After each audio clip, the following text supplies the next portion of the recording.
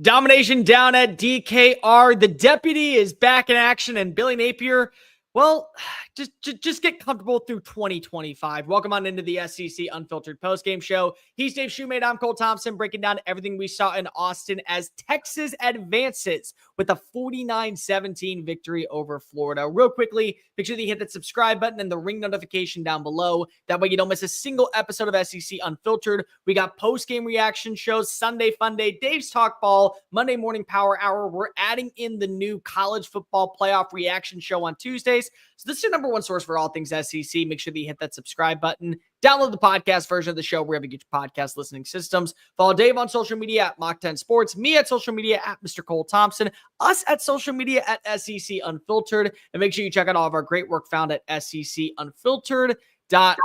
This postgame show is brought to you by our friends over at Roback. The holiday season is right around the corner, and what better gift to give someone in your life than a Roback pullover, a Roback fleece, a Roback polo, whatever you see fit to be dressed the nine this holiday season. Go to Roback.com and use that promo code SECU for 20% off your first purchase. Everyone wants to feel good this holiday season. You feel good when you dress good. You dress good when you use promo code SECU at Roback.com. Dave, this is going to be a very easy game to break down for multiple reasons. Let's start off with the fact that the deputy delivered. Quinn Ewers was in the saddle. He felt himself, definitely felt like he was back in his own consistency. The run game was polished when it needed to be. The offensive line has some question marks, but still you feel pretty good about it. And more importantly, it was a dominant performance from Texas in front of the home crowd, especially after what happened a week ago when they were coming off of going into the bye week. Having some struggles at times, but overall still a solid win against a Vanderbilt team, a top 25 Vanderbilt team, which also I think guarantees proved why they belonged in the top 25 ranking in the AP poll this week. Yeah, I think it was Texas's most complete game of the season. I know, it's easy. There's context, there's layers to this. Aiden Warner playing for Florida. But I thought overall, the play it kind of swung it to me. Now, I mentioned it on social media, and I think a lot of people – I don't know if some people would disagree. I love going for it on 4th and 1 there at the 20. What that Sark did when it was 0-0. They were on their own 20, would have put their defense in a bad spot. But someone on Twitter was like, no, I thought it was a bad decision. You should go for it. And I get it initially. Yeah, maybe if it was a better offense. You got to think he's probably like, all right, they got their third-string quarterback. Even if we don't get this yard, which I think we will, and they did, and they went on and ultimately scored. Even if we don't get this yard – I mean, they're facing their third-string quarterback. They're not going to be able to do much outside their first initial scripted plays. We could probably hold them to a field goal. It's not all is lost. I thought Sark coached a phenomenal game, great defense, offensive game plan. Cole, this wasn't a bad Florida defense coming in. They've been taking the football away from people. Kentucky, Georgia, they were forcing turnovers. So you can say what you want about the game with Aiden Warner. But, again, Florida's defense – yeah, they're not the steel curtain, but they also aren't bad, and they were forcing other teams going into this game to force a lot of turnovers. Texas did not. As you mentioned, the deputy looked like he was back. He looked like the guy we were accustomed to seeing in Ann Arbor and Tuscaloosa last year. Guy that has been in big games, played well offensively, even defensively. Just a complete game for Texas. Something they needed that bye week. I kept saying for a couple of weeks, I thought Alabama and Jalen Milroe needed the bye week more than anyone else, and I still think that's true. But Texas, after that, even I know they beat Vanderbilt, but they still gave up 4 sacks in that game. So it wasn't a great offensive performance. But it looked like they shored up some things. And I think people are going to look at the score and be like, oh, third-string quarterback. Nah, go look at what Texas did offensively, because that was a decent Florida defense that was playing well going into that. So I don't want to take anything away from the Texas offense leaving this game. Well, I think the big point of emphasis is confidence is back in the passing game and confidence is back in the ground game. You got Quinn Ewers, 19 of 27. What would you say? He had one bad throw that one first quarter way behind. And again, he also – after that, he was fine. And also you can say that there's 2 passes to DeAndre Moore. One was for the big 40-yard gain, and one was in the back of the end zone to where it could have been 6 touchdowns. Yeah. And more importantly, it would have been almost 400 passing yards. So those are things that you can take away. Ground game, they averaged 6.8 yards per play against a very potent front 7 by Florida. In fact, Florida's front 7 has been probably its best asset all year. Defensively, they did a great job of creating turnovers on Aiden Warner.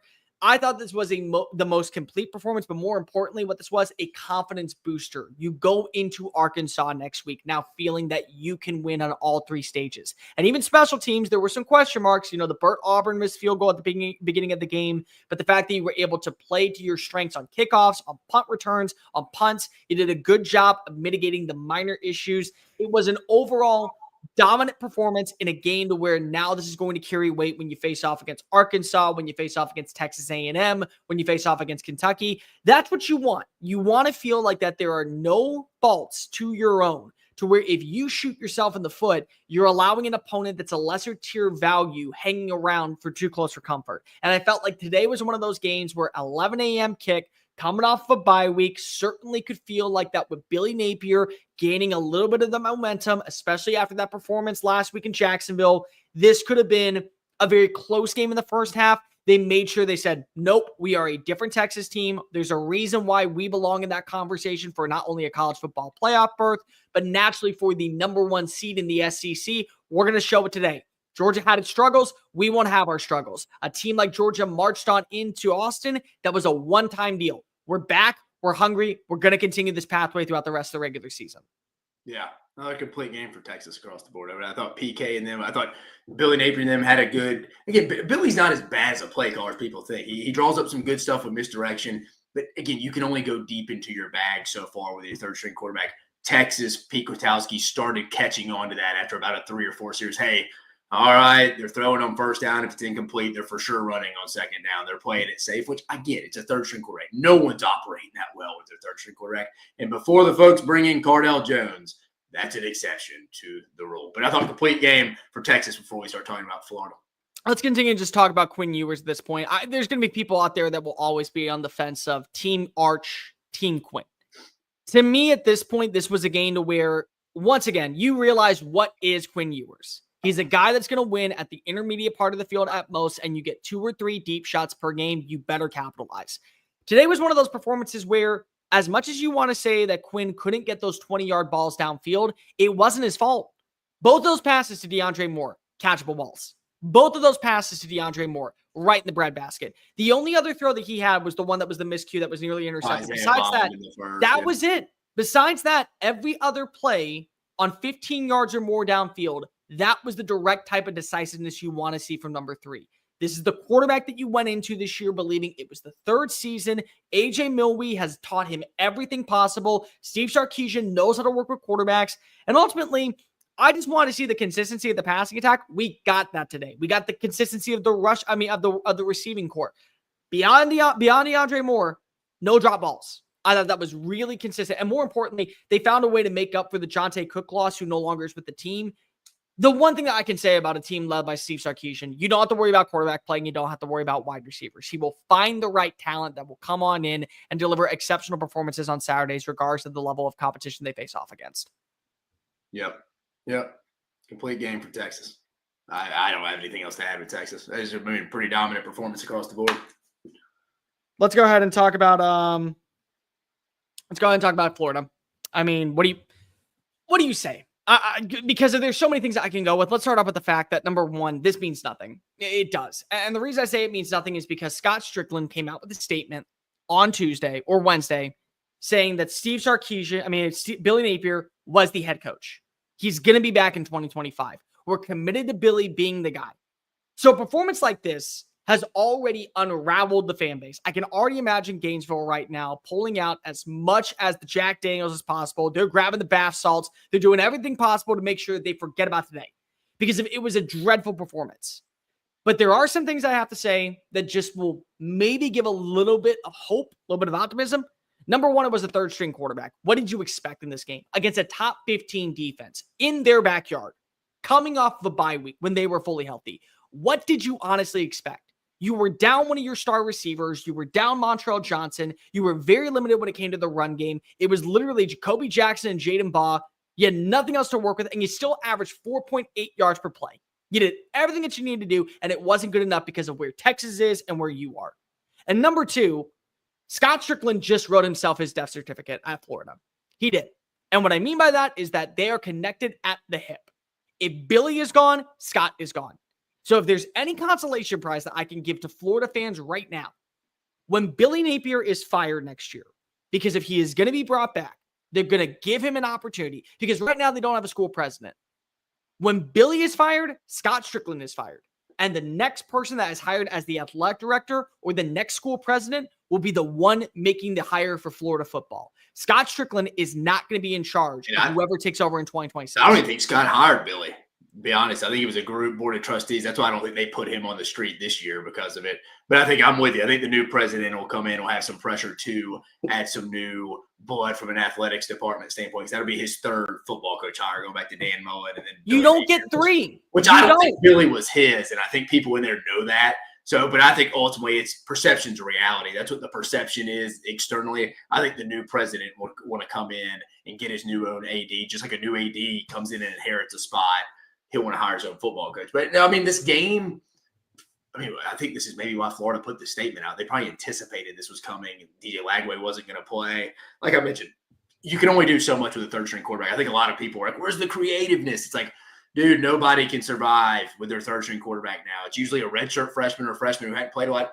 Again, no offense to him. The kid did not expect to play in back-to-back weeks against Georgia and Texas. He's running the wrong place as the quarterback. They're blocking left on the outside zone, and he's the one trying to hand off to the right. And offensive line's going left, running back's going left. One person's wrong. It's usually the person who's wrong that's wrong, not the 10 other guys. So, again, you're limited. You're limited on what you can do. I thought he drew up some good things. Pete Kwiatkowski called on and knew they were limited. They weren't going to be able to go deep in their bag. So that's it from this game. You can't be -2 in turnover margin, miss kicks, and expect everything would have to line up for you, and Texas would probably have helped you to win this game. I mean, you talked a little bit off air. I thought this was the blood bank guarantee of the week, the -21.5. I bought it for a half point lower. I got -21.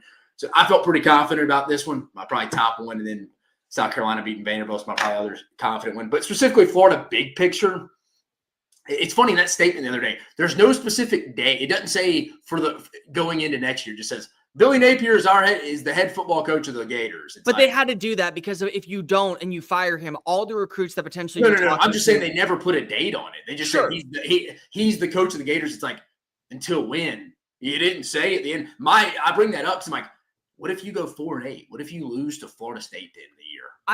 I don't see a scenario where they keep Scott Strickland and then they fire Billy Napier. Because what they're doing is they're allowing Scott. No, I agree. I'm just bringing that up. Do they go make a change on both of them at that point where it's like, dude, all right, Florida State's terrible. Do we go lose this? And again, I think I'm one of the few. I didn't think it was a terrible, and again, I think this is bigger than Scott Strickland, a terrible decision to come out and say you want to keep it. Because again, 70% of the roster, money, roster value, NIL, collective, salary, whatever you want to call it, it's in all that underclassmen. freshman sophomore class. That's their better players. That's Ball. That's Lagway. They'll get Eugene Trey Wilson back. Also, Izell as well. You got to throw him into the mix. I mean, there's talent. What a lot of people are failing to realize is the revenue sharing stuff is going to come down the chute within the next calendar year. You don't want to be hiring a new coach, letting him get his lay of the land just with your university and admin the same year your admin's trying to get their ducks in a row with this revenue sharing, because every school is going to be different how they allocate this money. All we know is it's $20 million. That's all we know. If you'd had to buy Billy out, it's $27 million. That is a lot to go pay him. Not only him, his other coaches, his coordinators have big buyouts. Go pay the buyout to get whoever the hell you're hiring, get his staff. It's just a lot. I don't mind the hiring. Again, today should change nothing. If you're just making emotional decisions on hiring guys off one game, even last week, we played Georgia close. Cool. You still lost, and I don't understand. The games that get me are the Miami and Texas A&M ones. You lose in a blowout this game. I mean, who didn't really see this coming if they were playing? You know what I mean? So again, I support the opinion of him coming back. Again, I'm with you. It would kind of piss me off as a Florida fan if we did finish 4-8. If I am a Florida fan and we lost to Florida State and then we decided to fire him, it'd almost be like, then why did we even put that statement out? Makes no sense. That's the problem. Now you have to keep him. Yeah, I do think at this point, that's the right call. Whatever, people may disagree with me. Again, I think there's arguments to be had that you should fire him. I agree. I think what is he now? 15-19? He's 15-19 in 2.5 seasons. But here's the part that I will say. The expectation is for the next coach to come on in to have a better record than the one previously before. Oh, it's the biggest hire in my lifetime for Florida football. It's the same schedule. It is. It's the same teams that you played this year. But instead of playing at the crib, you're going to their place. But let's be honest here. I'll say this too, Cole, to argue with that. I was arguing with my father about that. He brought that. I was like, how good's Ole Miss going to be next year? They lose. But how much better could Mississippi State be instead? So you switch those two. What about Texas? Miami's going to dip off too, and you play them. Right, but what about instead of LSU? Let's say that they continue to be successful and you get a win this year. Or what about Texas? They're still going to be the same team. I'm just not on Florida State can only be. I'm just not on assuming of just like, hey, they got everybody back. Everybody's going to be the same team they were this year. It's going to be hard as hell. Like in today's time, I don't know how any of these teams are going to look year to year at this point. You know what the sad thing is that even though it feels like that Florida didn't wake up today the way that they did against Georgia, I think that they did. Like, I still felt like that they fought for Billy. They still tried to go ahead and deliver. They were still trying to execute. It just was a bad game plan. Guys, let's just go back and open this up from a 360-foot thousand level. Billy Napier had to start a freshman walk-on that was coming off a torn ACL from last year and played at Yale. That was not the game plan going into this year when initially he thought he saw Texas on the schedule and they were going down to DKR. He thought he was going to have Montreal Johnson. He thought he was going to have Eugene Wilson. He thought he was going to have a combination of DJ Lagway and Graham Mertz. And Lagway tried to go. Like, you got to give a little bit of credit. They tried to get him to go. He wasn't confident. And you have to realize this was already a game where you were down, probably out of the count. At best, maybe you would beat the spread, but you weren't walking away with a dub, even if you played an A-plus performance simply based off level of talent. But you might be able to get a win against Ole Miss. You might be able to get a win against LSU if those two teams clock out. You certainly can get a win over Florida State if you have DJ Lagway, and 6-6 is still on the board. So I don't want to go ahead and go too big and bold the way that we did last week when they played tough and they had a good performance, because of what more can you ask for from an Aiden Miller who more than likely should be playing at the FCS level and is starting against the Longhorns. And the Longhorns had a good game plan. They weren't elite today. They had a solid overall, I would go A- performance. You'll take that 10 times out of 10, be very content with the overall setting, and move forward into next week with the confidence at an all-time high, going to travel to Fayetteville, a place that has owned your ass in the past. But we can say two things are true at once. Billy doesn't feel like the guy because it just feels like it's a step forward and a step back. But also, it is a step forward. The team has been playing better since what they looked like when they took on Texas A&M. Yeah. They have looked better than what they've looked like when taking on Florida. And you're getting a buyout that is going to cost you $20 million. The next coach that comes in here is going to command at least Plus, you got to realize you have to have $20 million from a revenue sharing standpoint. Oh, and on top of all this, you're going to lose players in the transfer portal because of they're here to play for Billy. So it's roster reconstruction. Yeah.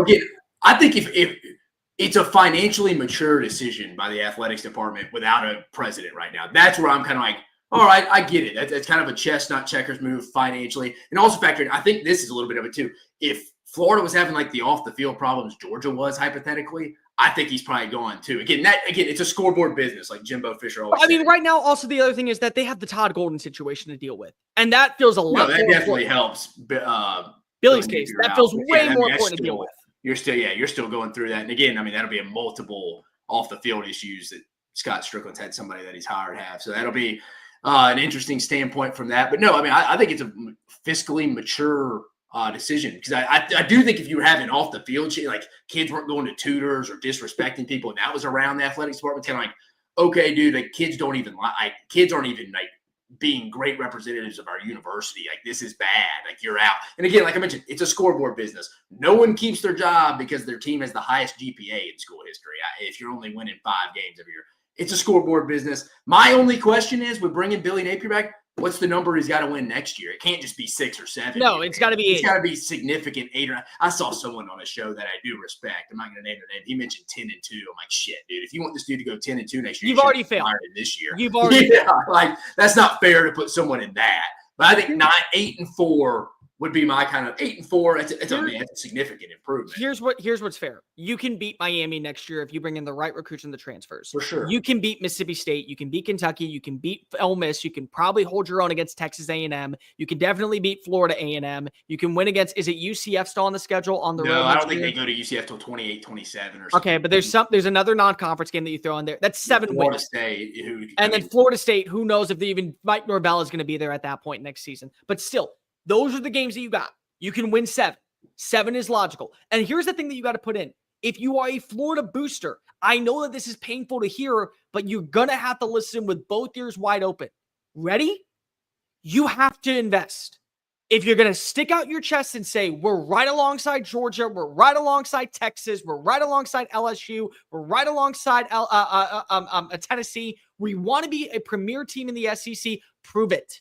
You have to at this point. You have to tell Billy, hey, here's the deal. We're going to write you a check. This is how much we got. You use this in the transfer portal. You use this to go ahead and bring in the right recruits. Here's the stipulation.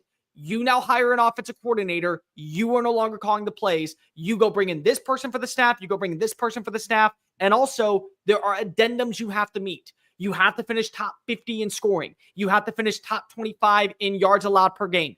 Those are the things that have to be in the addendum, but you have to invest. Because if you say, well, we need to see more wins, then why are you keeping him? Then what's the point? Because of what you're doing is before you write that check and say, we're right there alongside Bama and LSU and Georgia, you've already lost. Because if you're not going to give him the necessary resources this year, a crucial year to go in and add in the premier talent, along with the young talent that is going to be taking that next step forward, it's going to be another 5-and season. You wasted money. You got a lesser buyout, but congratulations. Now the asking price for the next head coach that comes on in is going to be raised through the roof. The only caveat in this are two things. Number one, it shows patience for the university that they will stick with you to figure things out. And number two, Scott Strickland is not going to be the one making the hire. Besides that, that is the only synopsis and serendipity that we can take from this overall hire. Yeah, probably got to take some of that money from the buyout and go get some veteran. Like, again, that's what worries me. Outside of Eugene Wilson, they don't really have a threat on the outside. They're going to have to add in a You're going to have to add some guys on the outside. Offensive line's been an issue since they've been Dave, there's a wide receiver that just left Austin this past week. I would probably be making that phone call. Yeah, Jonte Cook. And then the offensive line's got to get figured out. I think some of that's a little coaching, though. He's too loyal to some people. But no, I mean, and the thing, too, they changed strength and conditioning coaches this offseason. Let's give him another year. There's reasons to give another year if you're looking at it just off the surface level of just his record, which, again, it's a scoreboard business. We go by records. That's where people are hired and fired off of. I get that. But if you dig a little deeper, with the new ecosystem coming in the environment of college football, like I mentioned, the revenue sharing, and like you mentioned, no president, which I think is an incredible point I've been harping on as well. Just overall, it's just not good timing right now. There's too much stuff. And again, it's not like the program's being an embarrassment on the outside too. Kids are getting arrested and stuff like that. It's like, hey, the kid's like Billy. He's got a good culture here, good guy. Let's just give him one more year. But like you mentioned, I think we got to give him a little money to go get some older veteran guys to help. Because again, if you go plug some of those holes, Florida could be pretty good next year. Again, just like Auburn, probably another quarterback away. I think people forget some of these teams that aren't good can go flip it real fast with the right amount of money within a year and could be significantly improved. Dave, final thoughts on Texas. They feel like they got their mojo back on all three cylinders. Yes, the kicking game is what it is at this point. I understand Bert Auburn has certainly underwhelmed this year, but you do have a good punter situation. You do have a good return situation. How much confidence does this carry into next week against Arkansas on the road and throughout the rest of the regular season to where, again, 11-1 is on the horizon. College football playoff berth certainly there. It feels like that, especially after Miami losing today. They can move up in the rankings, probably into that top 5 conversation, even though they would be the 6th seed, which ultimately does mean that they will be hosting a playoff game. Yeah, what is wrong with our guy, Bert Auburn? I have no idea, but anything over 40 yards is just an absolute crisis. I think you win next week, you punch your ticket to the playoff. Because I don't think you're going to lose to Kentucky at home, and then even if you lost A&M, you're sitting there at 10-2. Texas is going to get in. With Miami losing from the ACC, that helped. The ACC is going to get one team in now. I think the last 2 weeks have been phenomenal for the SEC, for the teams that potentially are in that 10-2 range. I think that's only helps. I think tomorrow, a win next week against Arkansas, that would go a long way. I think you're about a 95% chance, unless some wild things happen. At 10-2, you were in the college football playoffs, and I'd venture to be even higher than 95%. So next week's a playoff. Hey, it's almost like an NFL. Hey, we get a bye in the playoffs. Kind of win, kind of deal. Obviously, you don't get a bye. Yeah. You know what I mean? You're pushing yourself a chance to go to the playoffs. You're definitely going to have your game plan ready for the Lone Star Showdown, but it doesn't matter in terms of what you will do for the postseason. The only difference will be, will you go to Atlanta, have a shot of winning the SEC title, getting that first round bye, or are you hosting a playoff game on December 20th? And that's really what it comes down to. Quinn Ewers, this was the game that I wanted to see. Confidence back, the run game back, a balanced offense, a secondary punch. And I get it was against a Florida team that basically is beaten and bruised, trudging to the finish line. But any single win where you dominate and you leave no doubt is a promising one for for the organization to be able to build up its confidence. You don't need a number one wide receiver. You showed that you don't need Jonte Cook to be able to fly down the football field. Your defense delivered a strong performance. And ultimately, if you're Steve Sarkisian going into this week, you carry that energy and make sure that it is at full force entering Razorback Stadium. But like, rate, review. Make sure you hit that subscribe button, the ring notification. That way you don't miss a single post-game reaction. We got live coverage from Vanderbilt in South Carolina, Georgia versus Ole Miss, Alabama versus LSU. And if you really hit subscribe today, we may even go live Mizzou versus Oklahoma. Make sure that you're following us on the social channels, TikTok, Facebook, Instagram, Twitter at SEC Unfiltered. Follow Dave at Mock 10 Sports, me at Mr. Cole Thompson, and check out all of our great work found at SECUnfiltered.com. Texas dominates at DKR, and Florida finds a way to fumble the bag underneath Billy Napier once again. For Dave Shumate, I'm Cole Thompson. Peace.